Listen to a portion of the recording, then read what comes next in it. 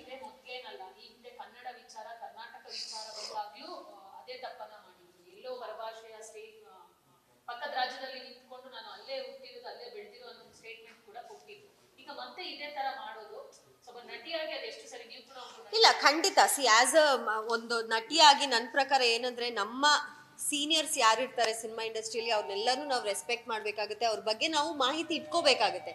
So ಆ ಮಾಹಿತಿ ಇಲ್ಲದೆ ಮಾತಾಡೋದು ತಪ್ಪು ಅಂತಾನೆ, ಕರೆಕ್ಟು. ಆದರೆ ಏನೋ ಅವರು ಬೇಕು ಅಂತ ಹೇಳಿಲ್ಲ ಅನ್ಸುತ್ತೆ. ಇಲ್ಲ, ನನ್ನ ಪ್ರಕಾರ ಆ ಥಾಟ್ ಏನಿದ್ದಿರ್ಬೋದು ಅಂದರೆ, ಈ ಒಂದು ಇಂಡಸ್ಟ್ರಿಯಲ್ಲಿ ಹಿಂದಿಯಲ್ಲಿ ಮತ್ತು ತೆಲುಗು ಅಲ್ಲಿ ನಾನು ಹೆಸರು ಮಾಡಿದ್ದೀನಿ ಅನ್ನೋ ಒಂದು ರೀತಿಯಲ್ಲಿ ಹೇಳಿರ್ಬೋದು ಅಂತ ನನಗನ್ಸುತ್ತೆ. ಬಿಕಾಸ್ ಅವರ ಬೇರೆ ಸ್ಟೇಟ್ಮೆಂಟ್ಸ್ ಬಗ್ಗೆ ನಾನು ಮಾತಾಡೋಕ್ಕಾಗಲ್ಲ, ಬಿಕಾಸ್ ಅದು ಯಾವುದೇ ರೀತಿಯಲ್ಲಿ ನನ್ನ ಕಮ್ಯುನಿಟಿ ಬಗ್ಗೆ ಆಗಲಿ ನಮ್ಮ ಬಗ್ಗೆ ಆಗಲಿ ಅಲ್ಲ. ಸೊ ಅದು ನಾನು ಮಾತಾಡೋದು ತಪ್ಪಾಗುತ್ತೆ. ಬಟ್ ಹಾಂ ಜನ ಹೇಳ್ತಿರೋದು ಅವ್ರು ನಮ್ಮವ್ರು ಅನ್ನಿಸ್ತಾನೆ ಇಲ್ಲ ನಮ್ಗೆ. ಯಾಕಂದ್ರೆ ಅವ್ರ ಹೇಳಿಕೆಗಳೆಲ್ಲವೂ ಕೂಡ ಪರಭಾಷೆ ಸಂಬಂಧಪಟ್ಟಿದ್ದು, ಅವ್ರನ್ನ ಮಿಕ್ಸು ಅಂತ ಹೇಳಿಕೆ. ನಾವು ಹೆಂಗೆ ಅವ್ರನ್ನ ನಾವು ಕನ್ನಡತಿ ಅನ್ಕೊಳ್ಳೋದು ಅಥವಾ ನಾವು ಕೊಡೋತಿ ಅನ್ಕೊಳ್ಳೋದು ಹೆಂಗೆ ಅಂತ ಪ್ರಶ್ನೆ ಮಾಡ್ತೀವಿ.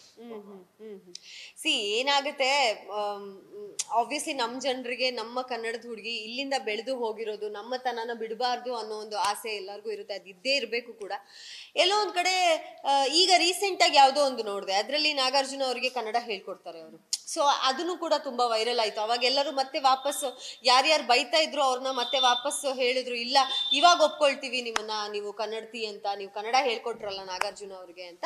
ಸೊ ಐ ಥಿಂಕ್ ತಪ್ಪು ಮಾಡೋದು ಸಹಜ, ತಿದ್ಕೊಳ್ಳೋನು ಮನುಜ ಅಂತ ಹೇಳ್ತಾರಲ್ಲ. ಸೊ ಯಾರು ತಪ್ಪು ಮಾಡಲ್ಲ, ಎಲ್ಲರೂ ತಪ್ಪು ಮಾಡ್ತಾರೆ. ನಾನು ಕೇಳ್ಕೊಳ್ಳೋದಿಷ್ಟೇ, ಒಂದು ಹೆಣ್ಣು ಮಗು ಈ ಒಂದು ಮಟ್ಟಕ್ಕೆ ಹೆಸರು ಮಾಡಿದ್ದಾರೆ, ಅದು ನಮ್ಮ ಕೊಡವ ಜನಾಂಗನಿಂದ ಹೆಸರು ಮಾಡಿದ್ದಾರೆ ಅಂದರೆ ಆ್ಯಸ್ ಅ ಕೊಡವತಿ ನನಗೆ ತುಂಬ ಪ್ರೌಡ್ ಫೀಲಿಂಗ್ ಇದೆ. ಆ್ಯಂಡ್ ನನಗೆ ಎಲ್ಲೋ ಒಂದು ಕಡೆ ಅವ್ರನ್ನ ಬೈದು ಅವ್ರಿಗೆ ನೆಗೆಟಿವ್ ಹೇಳಿ ಅವ್ರನ್ನ ನಾನು ಅವರಿಗೆ ಬೇಜಾರು ಮಾಡೋದಕ್ಕೆ ನನಗೆ ಇಷ್ಟ ಅಲ್ಲ. ಯಾಕಂದರೆ ಬೆಳೀತಾ ಇದ್ದಾರೆ, ಬೆಳೆಯೋ ಹೆಣ್ಮಕ್ಳನ್ನ ಬೆಳೆಸೋಣ. ಯಾಕಂದರೆ ಎಲ್ಲಿ ಎಷ್ಟು ಇನ್ನೂ ಈ ಜನ್ರೇಷನ್ 2025 ಇದ್ದೀವಿ, ಈಗಲೂ ಭ್ರೂಣ ಹತ್ಯೆ ಆಗ್ತಾ ಇದೆ. ಹೆಣ್ಮಗು ಅಂತ ಗೊತ್ತಾಗಿದ ತಕ್ಷಣ ಅಲ್ಲೇ ಸಾಯಿಸ್ಬಿಡ್ತಾರೆ. ಅದ್ರ ಬದಲು ಈಗ ಇಷ್ಟು ಹೆಸರು ಮಾಡ್ತಾ ಇರೋದೊಂದು ಹೆಣ್ಮಗುಗೆ ಸಪೋರ್ಟ್ ಮಾಡೋಣ ಅಂತ ಅಷ್ಟೇ.